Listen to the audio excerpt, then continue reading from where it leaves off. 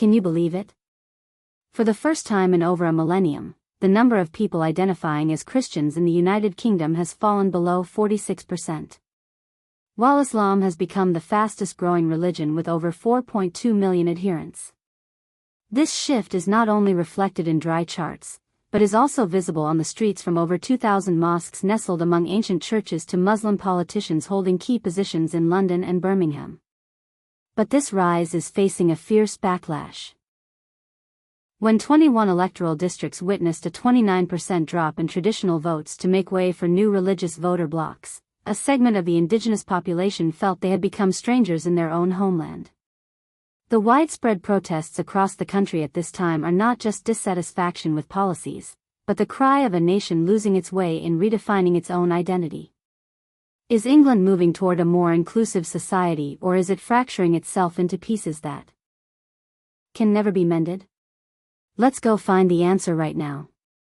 Let's face a reality happening in London or Birmingham. The England we once knew, an entity built on a Christian foundation for over a millennium, seems to be undergoing a silent yet drastic blood transfusion. Can you believe it? For the first time in history, the number of people identifying as Christians in England and Wales has fallen below 46%. Meanwhile, Islam is no longer an imported religion.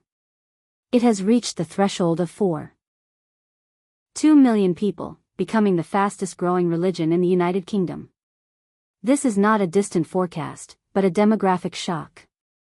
Look at the telling numbers. In London, nearly 2 out of every 10 people are Muslim. In areas like Tower Hamlets or Newham it has surged to 30 to 40%. An interesting fact, this community has the youngest population structure in England. While the native generation is aging and reminiscing about the past, a young, vigorous, and faith-filled workforce is emerging.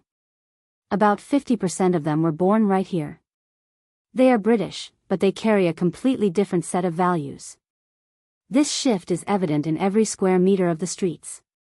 More than 2,000 mosques are in operation, and ironically, many of them have been directly converted from old churches or abandoned heritage buildings. As the church bells gradually become less frequent, that cultural void does not remain empty for long. It is systematically filled by halal shops and multilingual signs. The problem is that the very weakening of traditional institutions seems to become a springboard for a new faith to establish its position. We used to talk about multiculturalism as a vibrant garden, but it seems we forget that in a garden, the plant with the strongest vitality will soon take over the space of the weaker ornamental flowers. This pace of change is surpassing the adjustment capacity of all current integration policies. It creates a suffocating sense of helplessness for older Britons who are seeing the neighborhood they grew up in become a foreign entity. Islam is now an inseparable part of the British social fabric, and it does not wait for anyone's permission to expand. Are these dry demographic figures a death sentence for an old culture? And when the belief structure of the majority changes, can the old legal system still stand strong? Please leave your comments below, as we need honesty to look toward this future. But don't jump to conclusions, because this demographic shift is not solely driven by faith. It is also backed by a huge financial potential, a kind of soft power through currency that is quietly buying up the very soul of the largest cities in England. If you think this shift is just a matter of prayer, then look at the balance sheet of the City of London. There is a truth even more shocking than the demographic numbers. London is changing hands, literally. Do you know who owns the soul of this capital? Hold on tight. The Qatari royal family currently holds more real estate in London than King Charles III.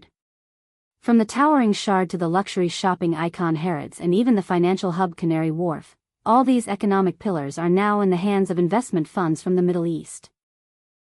Every year, tens of billions of pounds from Gulf countries pour into the UK like a rain of petrodollars. But this rain does not please everyone.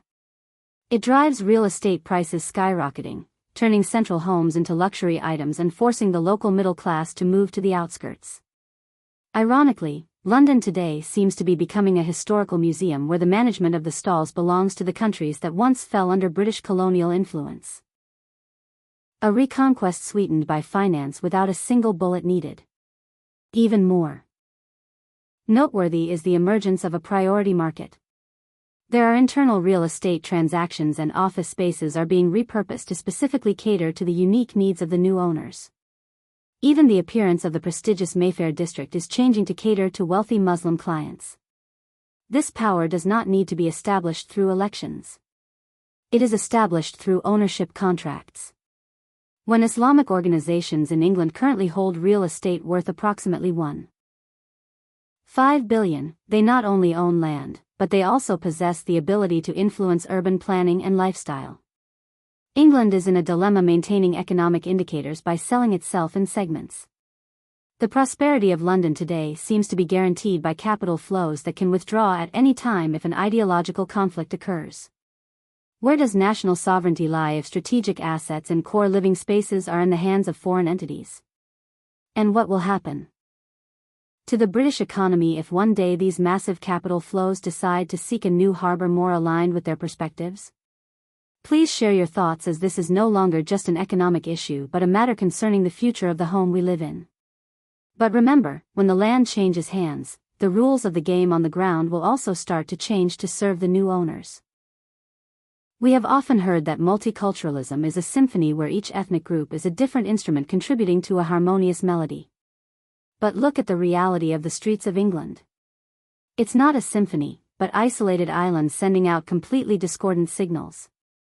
We are witnessing the formation of autonomous zones right in the heart of London. In Dagenham, Newham or Ilford, finding a rental home has become a religious test. Can you believe it? When real estate ads openly state, "for Muslims only," this is a blatant reverse discrimination directly violating the Equality Act 2010. But ironically, the justice system seems to be turning a blind eye with an almost non-existent prosecution rate. When national law takes a step back, community rules will take over. Currently, there are about 85 unofficial Sharia courts operating independently, adjudicating civil and family matters beyond the control of the British state. Even spontaneous patrols consisting of masked youths have emerged, ready to impose religious moral standards on passers-by. Disputes over walking dogs or clothing in public places are no longer trivial matters. They are battles for living space. In education, pressure is weighing heavily on schools. In many places, content about personal freedom has to be omitted to please the majority of parents in the community. Even the menus at public hospitals are gradually becoming halal exclusive regardless of the needs of other minority groups. What is the consequence? A wave of white flight is quietly occurring as native English people leave the major cities to return to places that still retain their old identity. England now resembles a patchwork quilt made up of disparate pieces of fabric placed side by side but without any stitches to bind them together.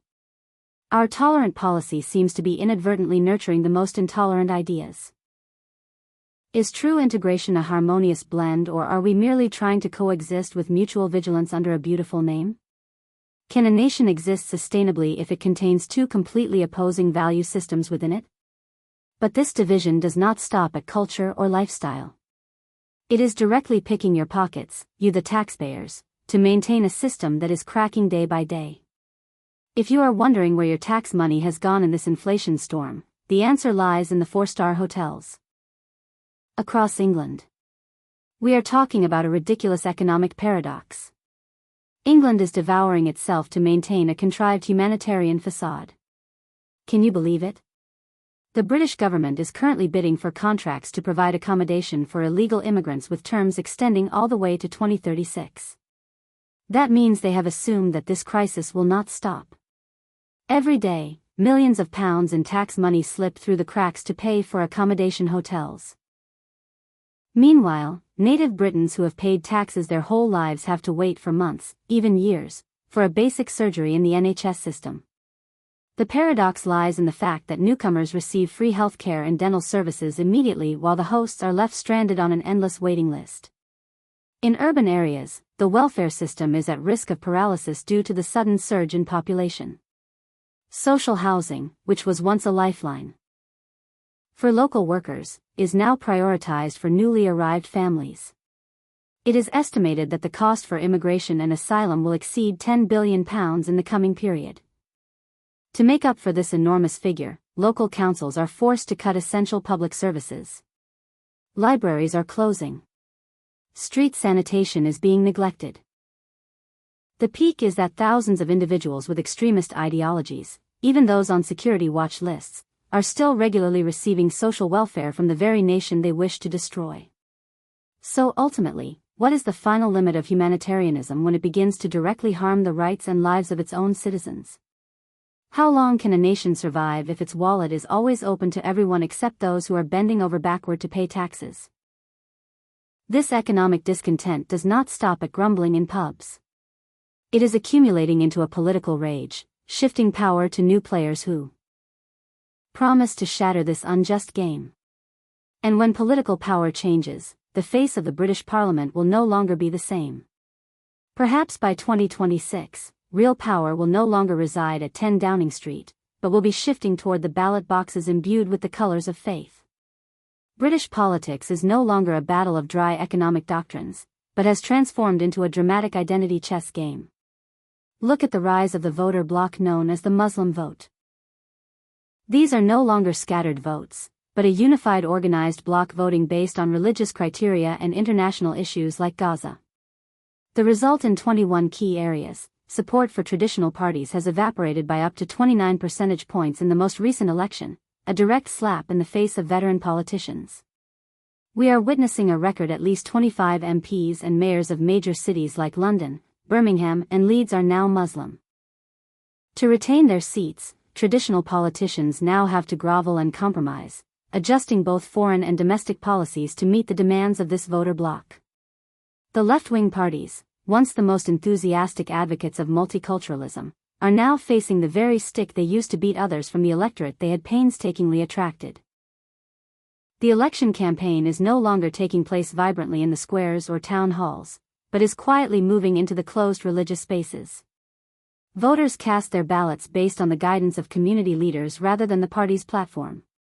With the estimated voter bloc set to decide the outcome of at least 40 seats in Parliament by 2026, the major parties are paralyzed. They are so afraid of being labeled Islamophobic that they dare not utter a word about strict immigration policies. For the generation of voters over 65 who have spent their entire lives building this democracy, they are feeling a bitter sense of helplessness. Their votes seem to carry no weight against the onslaught of new pressure groups. England is like a chessboard where traditional pieces are surrounded by a completely new set of rules where the specific interests of the community are placed above the common national interest. When votes are based on faith rather than the fate of the nation, does democracy still retain its original essence or has it become a tool for the majority to dominate? And truly, who will be steering the ship of England in the coming decade? Don't be quick to answer, because no matter how powerful the ballot box may be, it cannot stop the chaos erupting on the streets.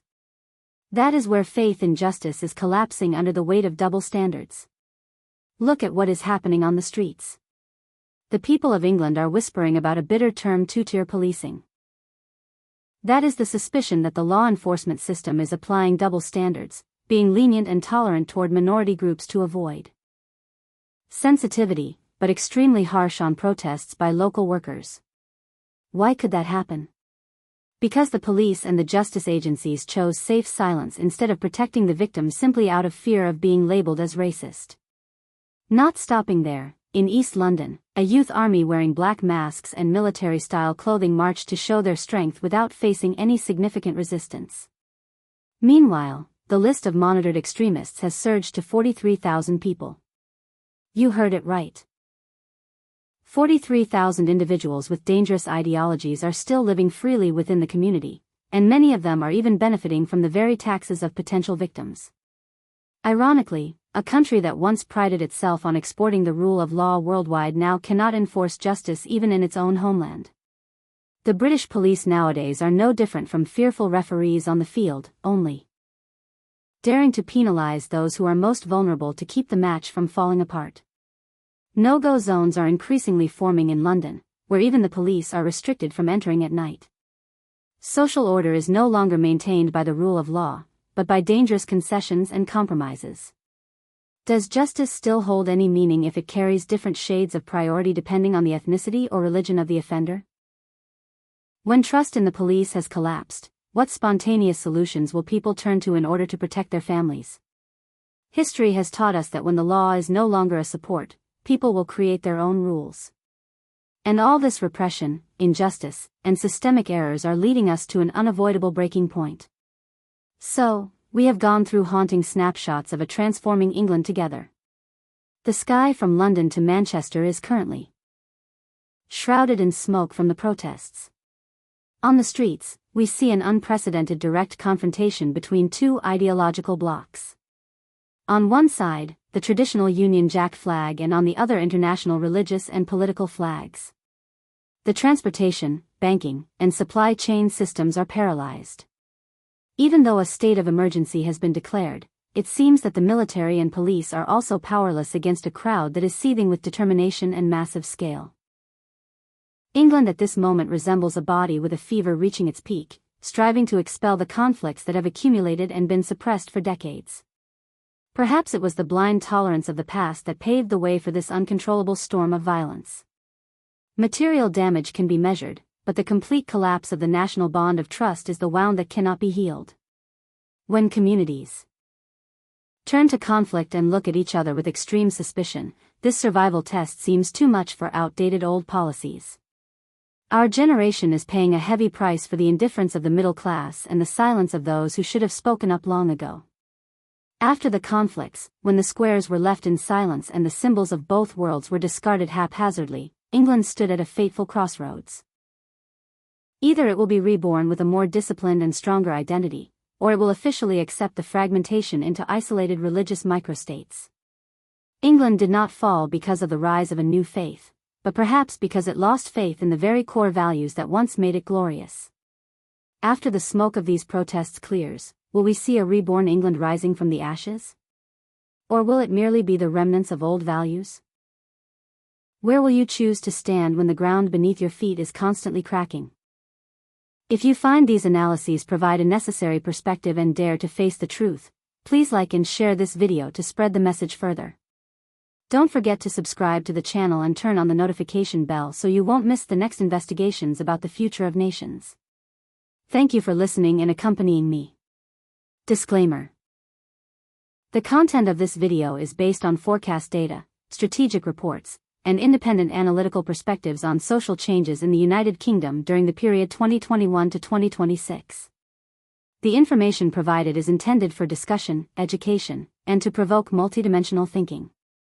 It is not intended to incite violence, hatred, or attack any individual ethnic group or specific religious organization. We encourage the audience to always maintain a calm demeanor, uphold the rule of law, and form their own opinions based on various verified information sources.